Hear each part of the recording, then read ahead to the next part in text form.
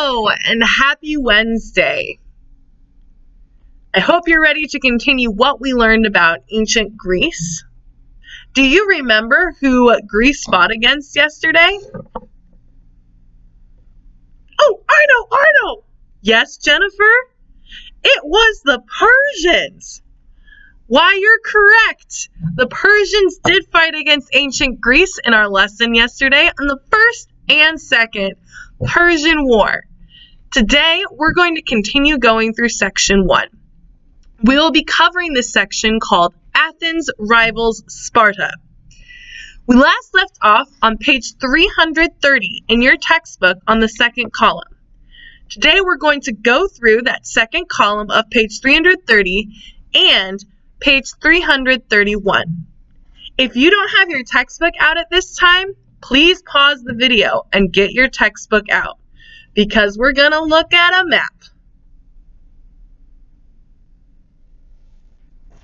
All right, before we get started with this new section, I want you to look at the map that is on top of page 330. Pause this video if you need to get there. Are you there? Good.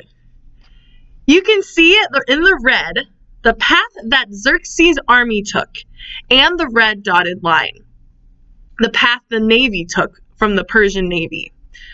Locate Thermopylae. Thermopylae is spelled Thermopylae.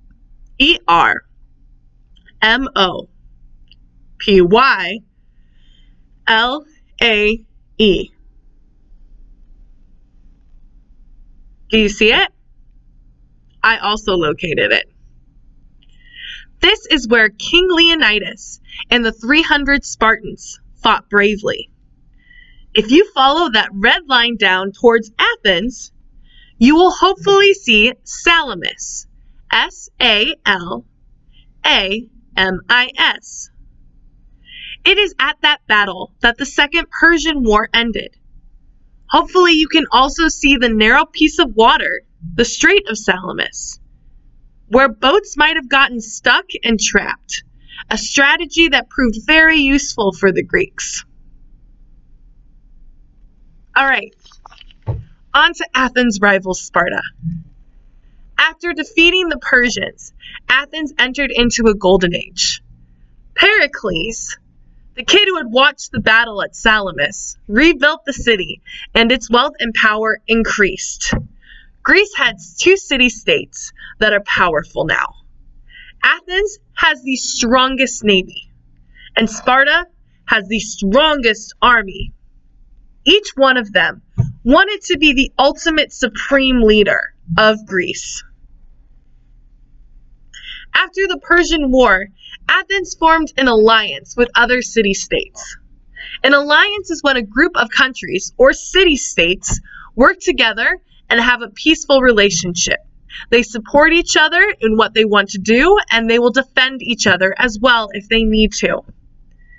Athens and their allies, or people in an alliance with them, met together on the island of Delos.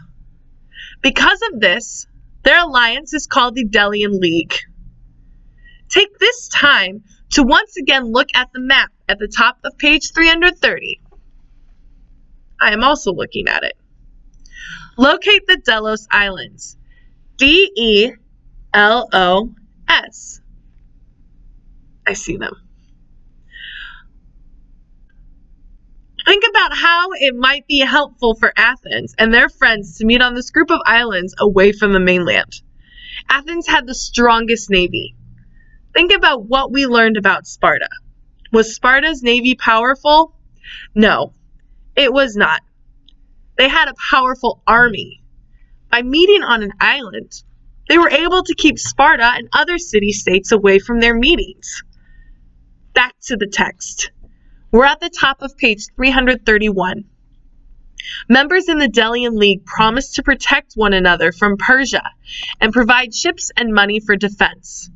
This money would be kept on Delos.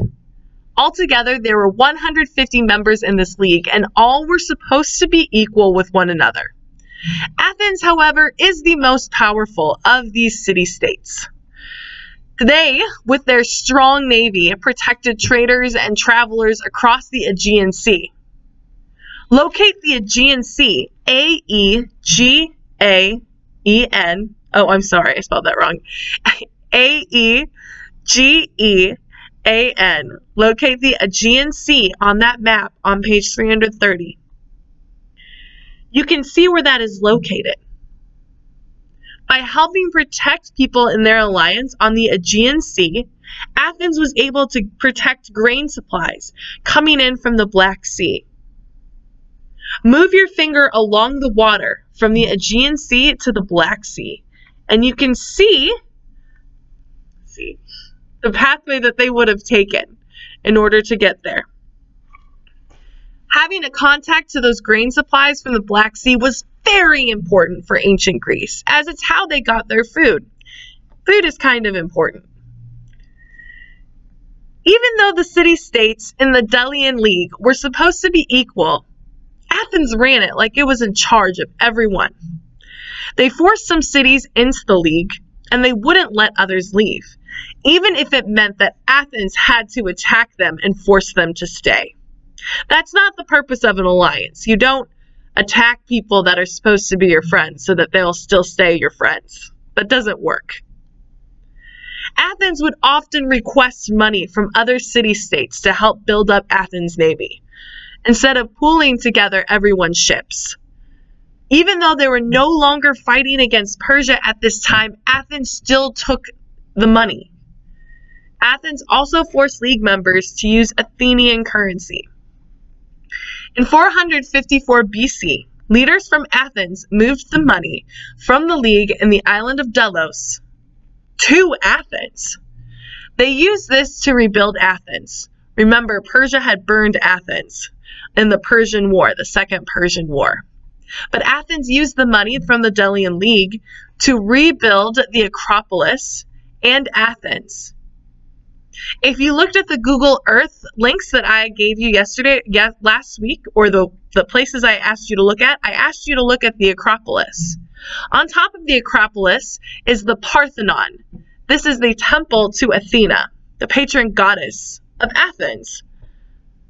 They used some of the Delian League to build the Parthenon, the Delian League money.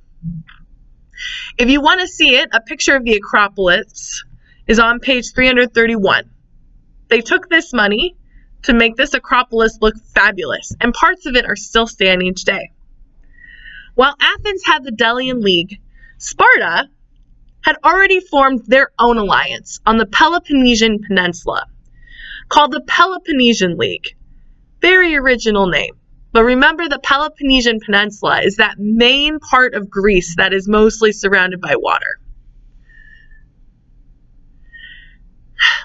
Members of this league, of the Peloponnesian League, did not trust Athens' democratic government, and most of them had an oligarchy as a form of their government. Remember, an oligarchy is where a small group of people have control over a city-state, instead of giving male citizens more direct participation in government with those large assemblies that Athens had. In 433 BC, the Peloponnesian League and the Delian League butted heads when Athens refused to trade with Megara. I might have said that wrong. A member of the Peloponnesian League. Both leagues, including Sparta and Athens, prepared for a war and a quick victory on their side. This ends the section in your textbook that we're going to be talking about today. Take some time to reread this section on your own. We stopped at the end of page 331. After, you should be able to answer questions 3, 4, 7, and 8 on your section notes located on Google Classroom. Remember, this whole note sheet is due by Friday at midnight, but you can work on it throughout the week and turn it in before then, and I recommend doing that. Don't forget to edit the check-in on the Google Doc. Don't forget to submit. I'm sorry I don't have a bloopers reel, but I feel like this is part of it. Don't forget to submit that you watched this video on Google Classroom. That way I can know that you tuned in and are following along with us on a good schedule. I will see you all tomorrow. Bye. Do you want to say bye, Jennifer? Bye.